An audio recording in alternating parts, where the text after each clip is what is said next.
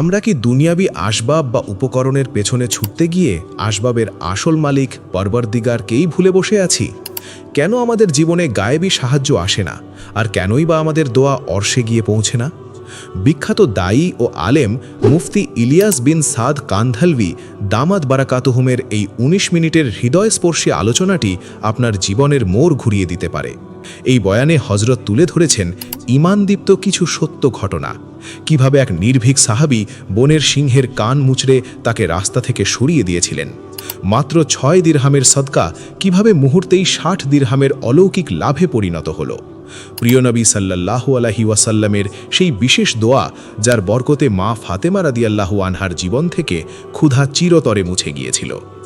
ঈমান ও ইয়কিনকে তাজা করতে সাহাবায়ে কেরামের জীবনের এই বিস্ময়কর ঘটনাগুলো আপনার চিন্তার জগৎকে এক নতুন উচ্চতায় নিয়ে যাবে। চলুন মুফতি ইলিয়াস বিন সাদ কান্ধালভি দামাত বারাকাতুহুমের সেই মূল্যবান বয়ানটির পূর্ণাঙ্গ বাংলা অনুবাদ থেকে জেনে নিই আমাদের ঈমানি জিন্দিগি নিয়ে হজরত কি হাকিকত বয়ান করেছেন। আমার মোহতারাম দোস্ত ও বুজুর্গ, আজিজো হজরত বলেন, খালিকে কায়নাত মালিকে কায়নাত আল্লাহ জাল্লা জালালুহু আম্মা নাওয়ালিহু এর পক্ষ থেকে পালিত হওয়ার যে ইয়াকিন অন্তরের মধ্যে রাখে, আল্লাহ জাল্লা জালালুহু আম্মা নাওয়ালিহু পুরো কায়নাতকে তাদের অধীন করে দেন। একটি চমৎকার ঘটনা লেখা আছে। হজরত মাওলানা ইউসুফ সাহেব রেহমতুল্লাহ আলাইহি হায়াতুস সাহাবাতে লিখেছেন, সাহাবায়ে কেরামের কি ঈমান ও ইয়াকিন তৈরি করা হয়েছিল, এবং এই ইয়াকিনের মাধ্যমে দুনিয়ার মোহ অন্তর থেকে বের করে আল্লাহর খাজানা থেকে কিভাবে ফায়দা অর্জন করে দেখিয়েছেন, দুনিয়ার লোকসান থেকে কিভাবে বেঁচে দেখিয়েছেন। হায়াতুস সাহাবাতে এই ঘটনাটি বর্ণিত আছে। হজরত আবদুল্লাহ ইবনে উমর রাদিয়াল্লাহু তাআলা আনহুর ঘটনা বর্ণিত আছে যে তিনি এক রাস্তা দিয়ে যাচ্ছিলেন। পথে দেখলেন কিছু লোক দাঁড়িয়ে আছে। তিনি জিজ্ঞেস করলেন, হে লোক সকল, তোমরা রাস্তায় কেন দাঁড়িয়ে আছো? রাস্তায় লোকজন থেমে দাঁড়িয়েছিল। তারা বলল, আমরা রাস্তায় এজন্য থেমে আছি যে সামনে রাস্তার ওপর একটি সিংহ দাঁড়িয়ে আছে। সিংহ রাস্তা আটকে রেখেছে, কারও এই রাস্তা দিয়ে যাওয়ার সাহস হচ্ছে না। সব মুসাফির রাস্তায় থেমে আছে। দেখুন সিংহের প্রভাব, এটা স্বভাবজাত বিষয় যে সিংহের ভয় অন্তরে থাকে। সামনে রাস্তায় সিংহ দাঁড়িয়ে আছে, কোনো মুসাফিরের যাওয়ার সাহস নেই। রেওয়ায়েতে আছে, হজরত আবদুল্লাহ ইবনে উমর রাদিয়াল্লাহু তাআলা আনহু তার সাওয়ারি থেকে নামলেন। সাওয়ারি থেকে নেমে হেঁটে সিংহের কাছে পৌঁছালেন। তার অন্তরে সিংহের কোনো ভয় ছিল না। তিনি সিংহের কান ধরে মুচড়ে দিলেন, তার ঘাড়ে একটি থাপ্পড় মারলেন এবং তাকে রাস্তা থেকে সরিয়ে দিলেন। যেভাবে সাধারণ পশুকে রাস্তা থেকে সরানো হয়, সেভাবে সিংহের ঘাড়ে হাত মেরে তাকে সরিয়ে দিলেন। দেখুন, সিংহকে সরিয়ে রাস্তা থেকে ফিরে আসলেন হজরত আবদুল্লাহ ইবনে উমর রাদিয়াল্লাহু তাআলা আনহু। অনেক দামি কথা বলেছেন আমাদের জন্য এবং কিয়ামত পর্যন্ত আগত মুসলমানদের ইয়াকিনের জন্য। এই কথাটি অত্যন্ত মৌলিক। তিনি নিজেকে সম্বোধন করে বললেন, হে ইবনে উমর, তুমি কি আল্লাহর রাসূল সাল্লাল্লাহু আলাইহি ওয়াসাল্লামকে এটি বলতে শোনোনি? যে আদম সন্তান যদি মাখলুকের প্রভাব অন্তরে গেঁথে নেয়, তবে আল্লাহ জাল্লা জালালু আম্মা নাবালু সেই মাখলুককেই আদম সন্তানের ওপর জয়ী করে দেন। যে মাখলুক থেকে লাভ বা ক্ষতির ইয়াকিন আদম সন্তান অন্তরে রাখবে, আল্লাহ জাল্লা জালালু আম্মা নাবালু সেই মাখলুককেই তার ওপর প্রবল করে দেবেন। আজ মামলার প্রভাব যে উকিলে সমাধান হবে, আজ অসুখের প্রভাব যে ডাক্তারের মাধ্যমে সমাধান হবে, আজ প্রয়োজনে ব্যবসার মাধ্যমে সমাধান হবে, পুরো দুনিয়ার পরিস্থিতির ওপর মুসলমানকে নির্ভরশীল করে দেওয়া হয়েছে। এই পরিস্থিতি মুসলমানদের ওপর এজন্যে এসেছে যে পরিস্থিতির ওপর হওয়ার ইয়াকিন মুসলমানের অন্তরে রয়েছে। হজরত আবদুল্লাহ ইবনে উমর রাদিয়াল্লাহু আনহু এই নিয়ম শেখাচ্ছেন। যদি মুসলমান আল্লাহ জাল্লা জালালু আম্মা নাওয়ালু ছাড়া অন্য কোনো মাখলুকের প্রভাব অন্তরে না রাখে, তবে আল্লাহ ছাড়া অন্য কেউ আদম সন্তানের ওপর প্রবল হতে পারবে না। হজরত মাওলানা ইউসুফ সাহেব রহমতুল্লাহি আলাইহি বলতেন, এই কালিমা লা ইলাহা ইল্লাল্লাহ এমন এক শক্তি, এমন এক ইয়াকিন, যদি পুরো দুনিয়ার পালিত হওয়ার সব পথ বন্ধ হয়ে যায়, সব দরজা বন্ধ হয়ে যায়, তবুও ইয়াকিনওয়ালা। হজরত বলতেন, পুরো আসমান যদি লোহার হয়ে যায়, পুরো জমিন যদি পিতলের হয়ে যায়, আসমান থেকে এক ফোঁটা পানি পড়ার ব্যবস্থা না থাকে, জমিন থেকে একটি দানা উগার সুযোগ না থাকে, অর্থাৎ একটি বন্ধ লোহার কামরার মতো অবস্থা হয় যেখানে প্রয়োজন পূরণ হওয়া অসম্ভব, সেখানেও লা ইলাহা ইল্লাল্লাহের ইয়াকিন রাখা ব্যক্তিকে আল্লাহ পাক ওই লোহার কামরার ভেতরেও পালবেন। আমার প্রিয় বন্ধু ও মুরব্বিগণ, আল্লাহ জাল্লা জালালুহু আম্মা নাওয়ালুহু নিজের কাজ করার জন্য কোনো উপকরণের আসবাবের মুখাপেক্ষী নন। উপকরণের মুখাপেক্ষী আল্লাহ নন। হজরত বলতেন, কালিমা লা ইলাহা ইল্লাল্লাহর ইয়াকিন যখন অন্তরে থাকবে, আল্লাহ পাক এমন জায়গা থেকে রিজিক দেবেন যা ধারণার অতীত। আল্লাহ জাল্লা জালালুহু আম্মা নাওয়ালুহু নবীদের লালন পালন করে দেখিয়েছেন। হজরত ইউনুস আলাইহিসসালামকে মাছের পেটে আল্লাহ পালন করেছেন। হজরত ইউসুফ আলাইহিসসালামকে অন্ধকার কূপে আল্লাহ পালন করেছেন। হজরত মুসা আলাইহিসসালামকে ফেরাউনের প্রাসাদে আল্লাহ পালন করেছেন। হজরত ইব্রাহিম আলাইহিসসালামকে আগুনের লেলিহান শিখার মাঝে আল্লাহ পালন করেছেন। হজরত ইসমাইল আলাইহিসসালামকে ধারালো ছুরির নিচে আল্লাহ পালন করেছেন। হজরত হাজেরা আলাইহিসসালামকে মক্কার অন্ধকার মরুভূমিতে আল্লাহ পালন করেছেন। পালনকর্তা তো একমাত্র আল্লাহ। রেবায়তে আছে, মুফাসসিরিনগণ লিখেছেন, হজরত ইব্রাহিম আলাইহিসসালামের পরীক্ষা কত কঠিন ছিল। আগুনে নিক্ষেপ করা হলো, মাখলুকের কোনো প্রভাব অন্তরে নেই। তিনি আম্মা ইলাইকা ফালা বলে দিলেন। জিব্রাইল আলাইহিসসালামকে বললেন, তোমার সাহায্যের প্রয়োজন নেই, আল্লাহর হুকুমই যথেষ্ট। অন্তরের এই ইয়কিনের ওপর আল্লাহ ফয়সালা করলেন, ইয়া নারু কুনি বারদাউ ওয়া সালামান আলা ইব্রাহিমা, হে আগুন, তুমি ইব্রাহিমের জন্য শীতল ও শান্তিদায়ক হয়ে যাও। এটা অন্তরের ইয়াকিন, যা সরাসরি আল্লাহর খাজানা থেকে ফয়সালা করায়। মুফাসসিরিন লিখেছেন, হজরত ইব্রাহিম আলাইহিসসালাম এক পরীক্ষা থেকে ফারেক হলেন।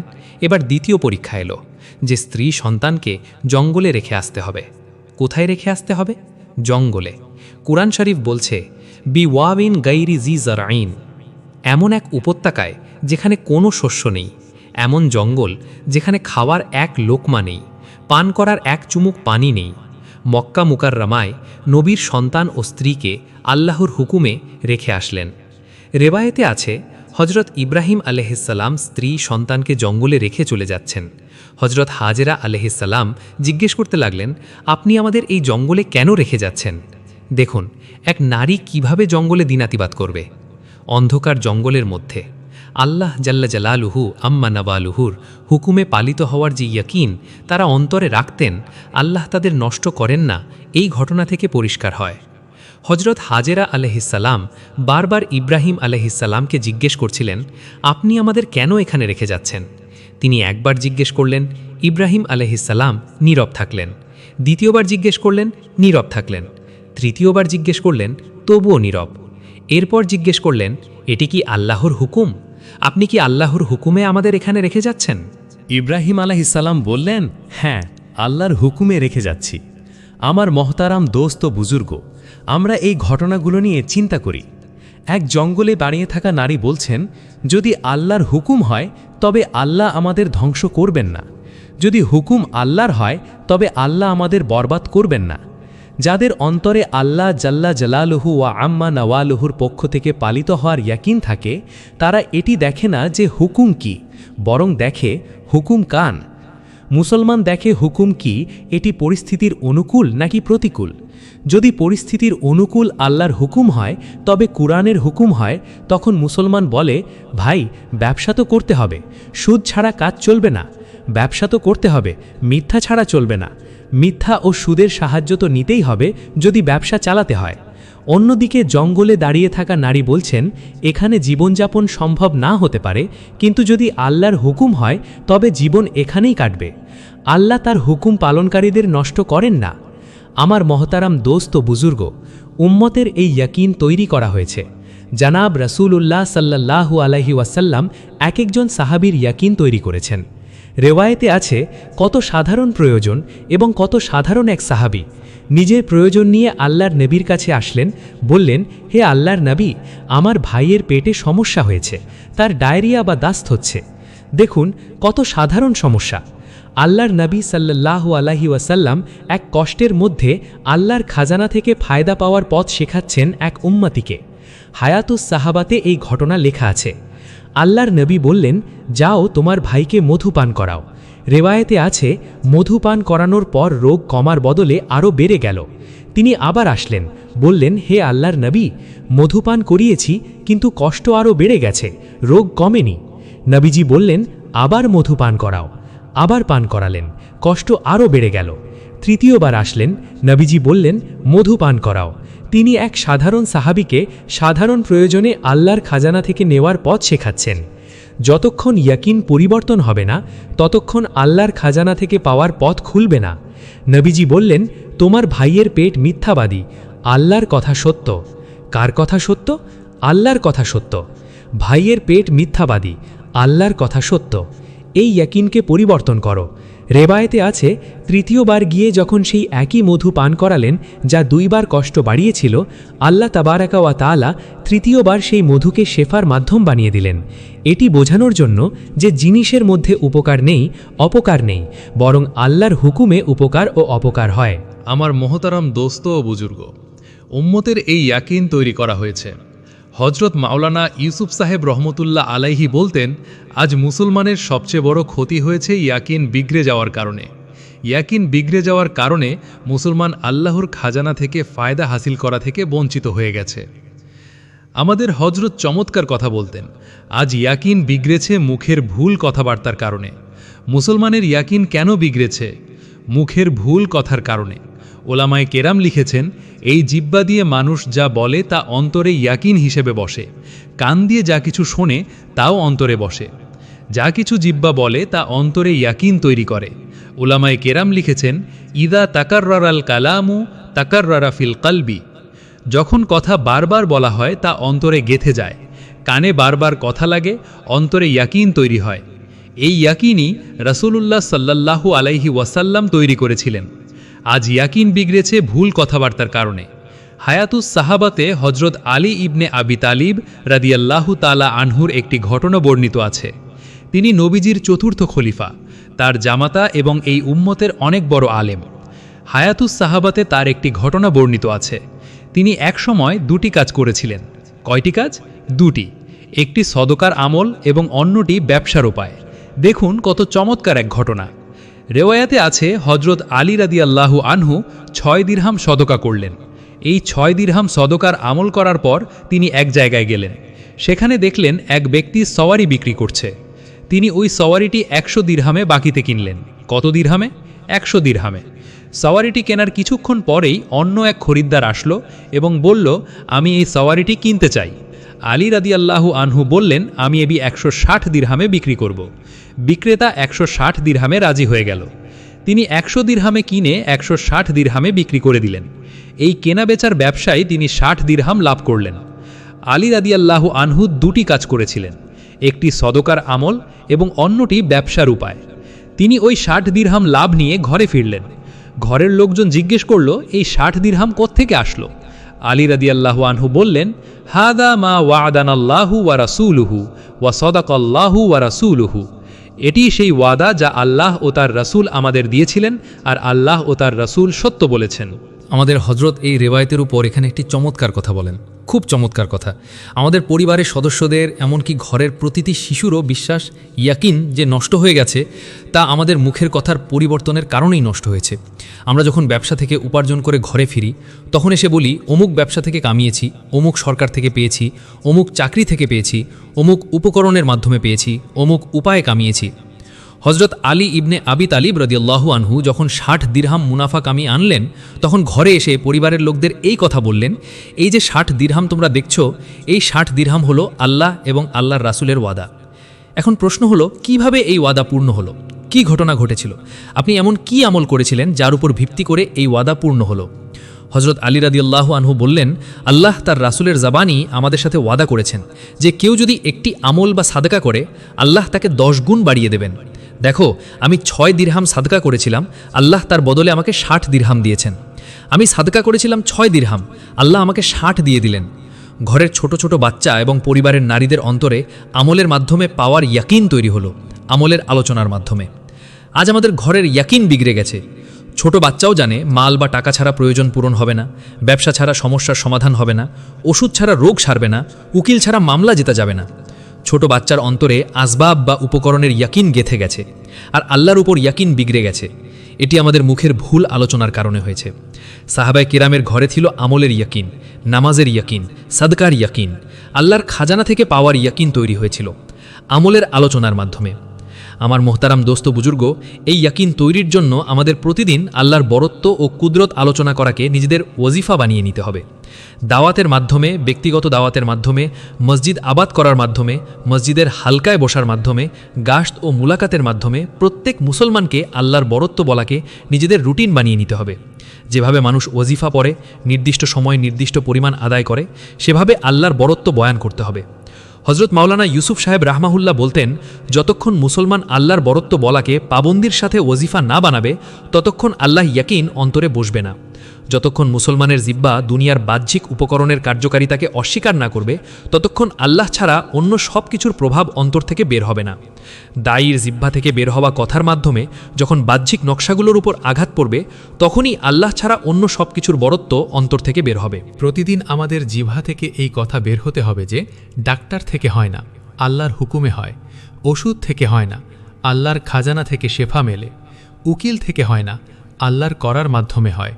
হুকুমত বা সরকার থেকে হয় না, আল্লাহর হুকুমে হয়। জিনিস বা বস্তু থেকে হয় না, আল্লাহ জাল্লে জালালুহু আম্মা নাওয়ালুহুর পক্ষ থেকে হয়। আল্লাহ পাক উপকরণ বা আসবাব ছাড়াই সব কিছু করতে পারেন। আল্লাহ পাক বাবা ছাড়াই সন্তান ঈসা আলাইহিসসালাম দিয়ে দেখিয়েছেন, মা ছাড়াই সন্তান আদম আলাইহিসসালাম দিয়ে দেখিয়েছেন। ওষুধ ছাড়াই রোগ ভালো করে দেখিয়েছেন, আবার ওষুধ থাকা সত্ত্বেও রোগ বাড়িয়ে দেখিয়েছেন।